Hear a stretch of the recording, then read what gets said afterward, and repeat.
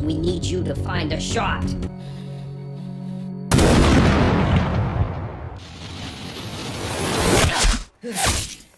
Halo semua, selamat datang di Alur Cerita. Gimana kabar kalian hari ini? Semoga sehat selalu dan dimudahkan segala urusannya. Pada episode kali ini Mimin mau ngebahas alur cerita film Sniper Assassin N yang dirilis pada tahun 2020. Mengisahkan seorang sniper hebat yang berjuang membalikan nama baiknya yang telah difitnah menjadi seorang pembunuh. Ya udah, tanpa berlama-lama lagi, mari kita masuk ke filmnya. Film dibuka dengan memperlihatkan seorang wanita Jepang bernama Yuki sedang berada di dalam gedung.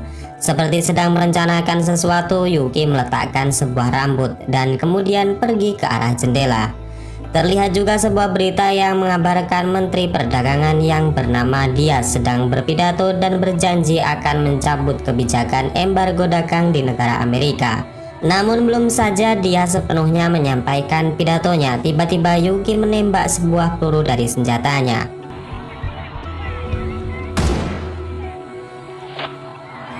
Dari sini kita dapat melihat jika Yuki telah membunuh Pak Menteri Dagang. Di sana ia juga telah memfitnah seseorang dengan meninggalkan selongsong peluru di dekat rambut yang telah ia siapkan tadi. Scene kemudian berpindah ke esokan harinya, tepatnya di markas CIA. Di sana kita diperkenalkan dengan seorang agen yang bernama John Franklin. Ia adalah yang diberikan mandat untuk mengusut kasus penembakan yang telah mengakibatkan terbunuhnya Pak Menteri Agung. Kemudian seorang agen bawahannya yang bernama Clover datang dan memberikan hasil penyelidikannya.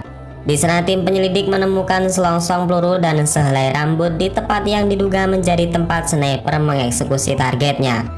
Setelah dilakukan tes DNA, rupanya rambut tersebut milik marinir Amerika Sersan Beckett. Hal itu diperkuat lagi dengan fakta jika hanya Brandon lah yang mampu menembak di jarak 1,2 mil. Dan karena hal itulah John segera menyuruh pasukan SWAT untuk menyergap Brandon di rumahnya.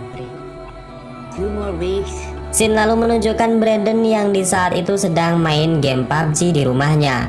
Di sana ia tak sadar jika ia sudah difitnah dan sebentar lagi akan ditangkap oleh pasukan SWAT. Di lain sisi Yuki yang telah mengintai Brandon bersiap untuk membunuhnya. Hal ini merupakan lanjutan dari rencana di mana setelah Brandon difitnah, maka ia akan dibunuh dan dibuat seolah-olah bunuh diri. Namun rencana tersebut rupanya didahului oleh tim SWAT yang langsung menerobos masuk meringkus Brandon. Brandon yang tak tahu apa-apa hanya bisa pasrah saat diringkus oleh puluhan tim SWAT. Yuki yang melihatnya segera melapor kepada bosnya jika rencana A sudah gagal. Ia pun diperintahkan untuk menjalankan rencana B, di mana Yuki akan menembak Brandon setelah nanti dibawa ke penjara. Yuki akan dibantu menggunakan orang-orang Rusia yang nantinya akan membantu menyergap para tim SWAT ketika memindahkan Brandon. Yuki diminta untuk menghabisi mereka tanpa meninggalkan jejak apapun. Hal ini dikarenakan polisi akan menutup kasus jika saja tidak ada saksi hidup dalam kejadian tersebut. Scene lalu menunjukkan Brandon yang sedang ditahan dan diinterogasi oleh John Franklin. Di sana John menyudutkan Brandon jika ia tidak ada alasan untuk berkilah karena semua bukti sudah mengarah tepat kepadanya. Namun Brandon yang merasa tidak bersalah membantah dan mengatakan jika selama cuti ia hanya bermain game. Jadi mana mungkin ia menjadi pelaku pembunuhan jika saja ia sendiri tidak tahu jika ada kasus pembunuhan tersebut. Di tengah-tengah interogasi itu tiba-tiba seorang polisi yang bernama Rose datang dan meminta waktu bicara empat mata dengan Brandon. Rose mengatakan jika ia tidak percaya jika Brandon merupakan pelaku penembakan tersebut. Hal ini didasari jika Brandon merupakan seorang marinir dengan catatan baik tanpa adanya cacat sedikit pun. Setelah diberikan waktu, Rose kemudian mengatakan kepada Brandon jika ia bersedia membantu Brandon mengusut kasus ini dan menemukan siapa dalang sniper yang sudah membunuh Pak Menteri Dagang. Dan setelah perbincangan usai, Franklin menyuruh tim SWAT untuk membawa Brandon ke tahanan militer dengan tingkat keamanan tinggi. Scene lalu menunjukkan sebuah markas kartel Rusia berkedok bengkel di sebuah hutan.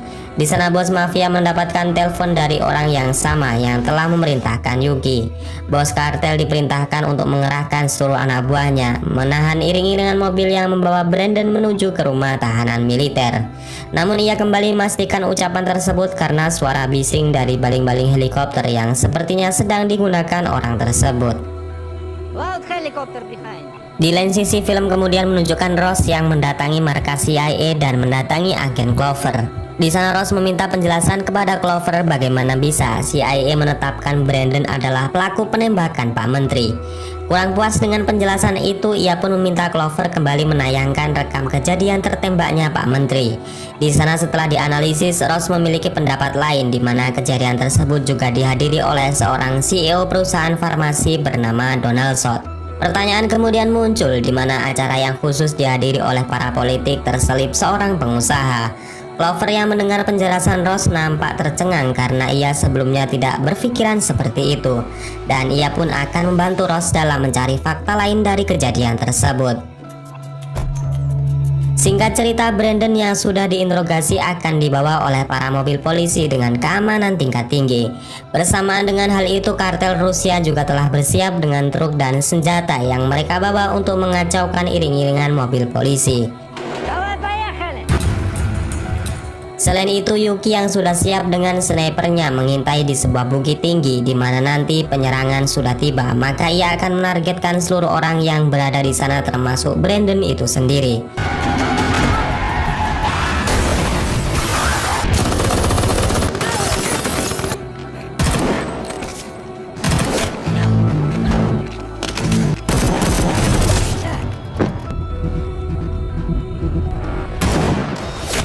Petugas yang menjaga Brandon dilibat habis tanpa sisa. Di sana Brandon memanfaatkan itu untuk membuka borgol, mengambil senjata dan balik menyerang para kartel Rusia. Di sana Brandon dapat menghindar tembakan Yuki dan bahkan mengambil mobil polisi untuk segera kabur.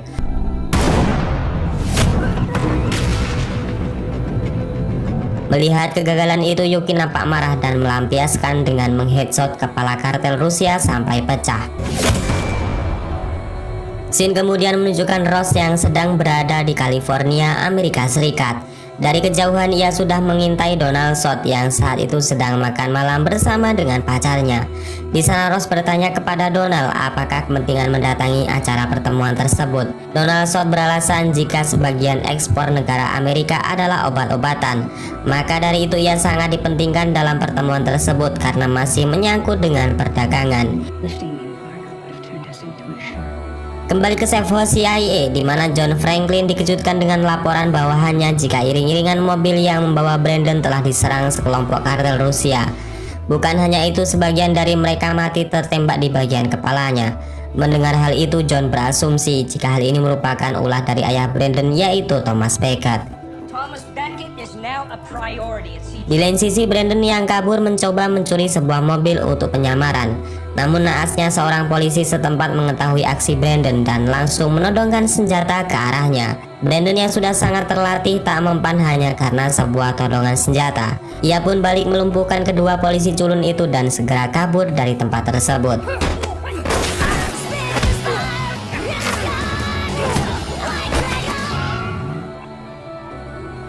Scene kembali ke Ross yang saat itu segera mengabari Clover di markas CIA. Di sana Ross meminta Clover mencari kejanggalan seputar perusahaan farmasi di Kanada seperti yang telah dituturkan oleh Donald Sot. Setelah lama mencari, rupanya 2 minggu yang lalu sebuah kejadian terjadi dan orang yang bertanggung jawab adalah Josh Reinhold.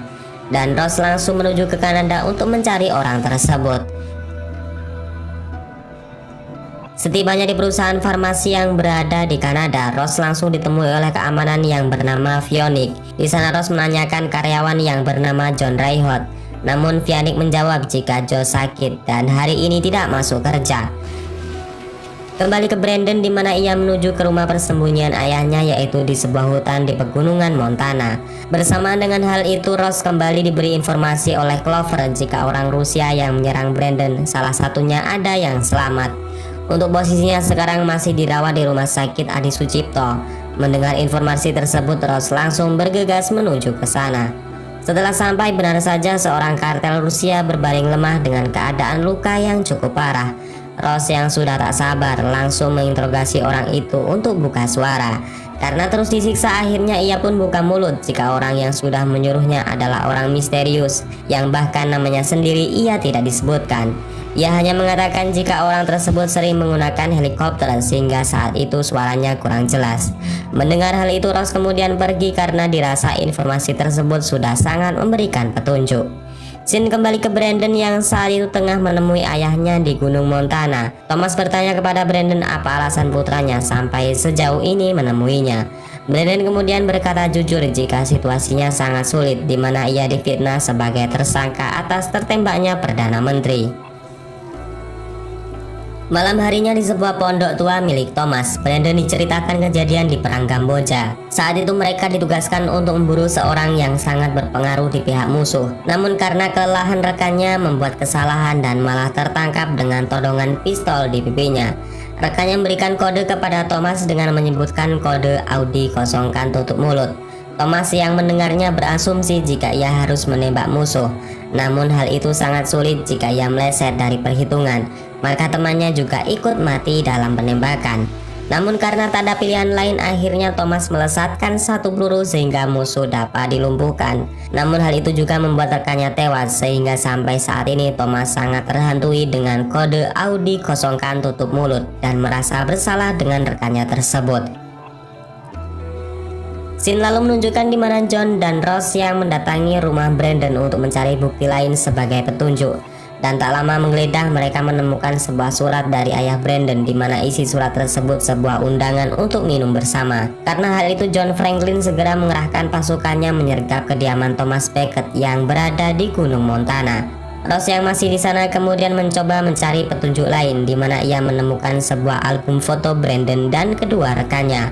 Namun anehnya, salah seorang rekan Brandon terlihat sangat mirip dengan Phoenix.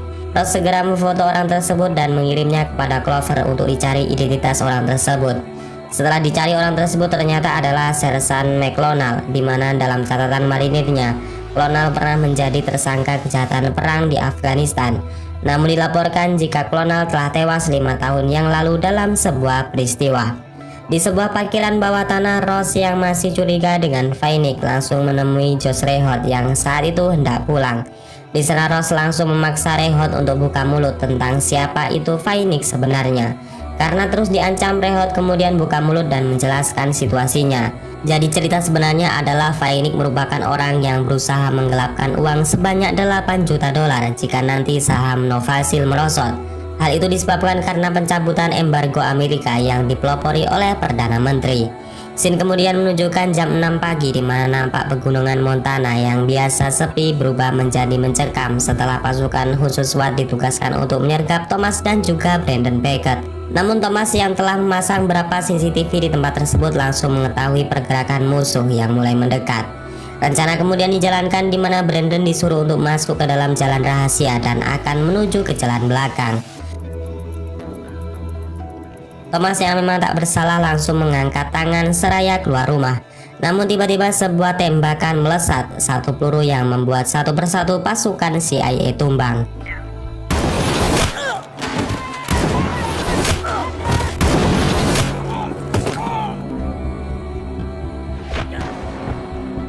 Thomas yang selamat kembali masuk ke rumah dan bersiap dengan snipernya. Sedangkan Brandon sendiri menaiki sebuah menara dan terus berkomunikasi dengan ayahnya untuk mencari di mana posisi sniper musuh. Terjadi duel sniper epik di mana Yuki yang sendirian harus melawan Brandon dan juga ayahnya. Ia memilih kabur dengan cara menembak lengan seorang agen CIA yang saat itu sedang membawa senjata. Karena hal itu hampir membuat nyawa Thomas melayang. Namun Brandon yang langsung sigap menemukan posisi Yuki yang saat itu sedang mencoba kabur. Saat Brandon melakukan pengejaran, ia tak sadar jika saat ini dalam bidikan Yuki. Namun Thomas yang dari kejauhan membackup putranya segera sigap melihat bahaya itu dan menembakkan senjata Yuki hingga rusak. Brandon yang terus maju berhasil menghentikan langkah Yuki. Di sana duel seru antara Yuki dan Brandon pun terjadi.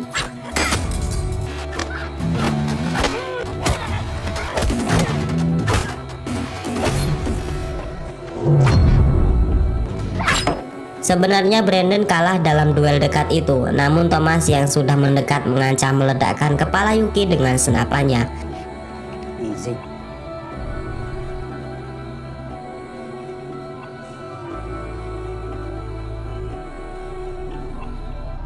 Shin kemudian kembali ke Ross yang saat itu pergi menemui Phoenix di rumahnya. Di sana nampak jika rumah itu sudah kosong sehingga Ross pun langsung masuk ke dalam. Setelah masuk, Ross menemukan sebuah fakta yang sangat mengejutkan, di mana sebuah paspor palsu yang mengatasnamakan Brandon. Selain itu, sebuah bukti pembayaran taksi air mencurigakan dianggap sebagai petunjuk penting.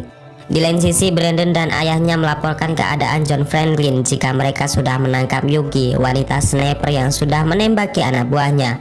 Di sana John segera menyuruh pasukan membawa Yuki ke markas CIA untuk diinterogasi. Bersamaan dengan hal itu, berbekal petunjuk pembelian tiket taksi air, Ross meminta seorang pemilik perahu untuk mengantarkan ke pulau yang dicurigai sebagai persembunyian Phoenix. Namun pemilik perahu mengatakan jika pulau di sana terdapat 3 biji. Petunjuk kemudian datang di mana sebuah heli tiba-tiba terbang di atas mereka. Ross kemudian teringat dengan perkataan kartel Rusia dan meminta pemilik perahu mengantarkan ke pulau di mana heli tersebut biasa mendarat. Shin kembali ke markas CIA di mana Brandon lepas dari tuduhan tersangka karena penembak Perdana Menteri sudah ditemukan. Namun terlepas dari itu semua, mereka masih memiliki PR berat yang harus menangkap Phoenix, si dalang dari semua ini. CIA kemudian berencana untuk menjebak Phoenix dengan pura-pura Yuki sudah menangkap Brandon dan akan menyerahkannya. I have him. I will let Beckett come after me. We prefer raw fish. Ross yang malam itu juga telah sampai di rumah persembunyian Phoenix, mulai masuk dan mencari petunjuk di sana. Namun karena lengah, Ross mendapat serangan dari Phoenix yang sudah lama menunggunya.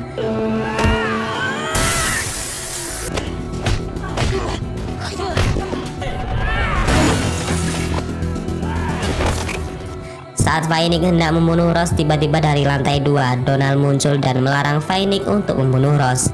Dari sini kita bisa melihat jika konspirasi besar ini tak lain dan tak bukan adalah ulah dari Donald itu sendiri.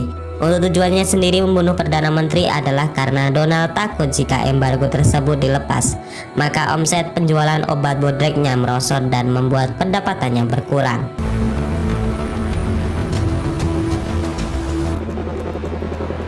Shin kembali menunjukkan Thomas Beckett yang sudah bersiap di posisi mengintai membackup Brandon yang nantinya akan diserahkan kepada Phoenix. Oh, Brandon. Namun rencana penjebakan tersebut rupanya tidak sesuai karena Phoenix menyuruh mereka masuk dan tiba-tiba menembak Yuki di bagian perutnya.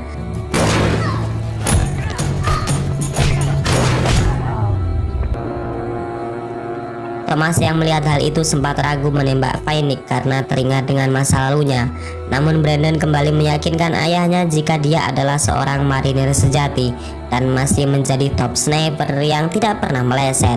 Brandon kemudian mengucapkan sandi sama seperti rekannya dulu, yaitu Audi kosongkan tutup mulut. Thomas yang mendengar ucapan Brandon kemudian menjadi yakin dan bersiap dengan tembakannya. We need you to find a shot.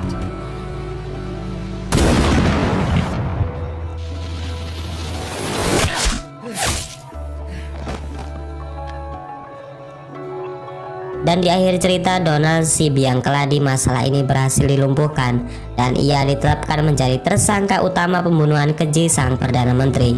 Thomas pun memeluk putranya dan mengatakan jika tadi merupakan tugas tersulit yang pernah ia lakukan. Namun berkat Brandon yang sudah meyakinkan ayahnya, membuat kepercayaan diri Thomas menjadi bangkit dan akhirnya bidikannya tepat sasaran. Dan kemudian film ini pun selesai.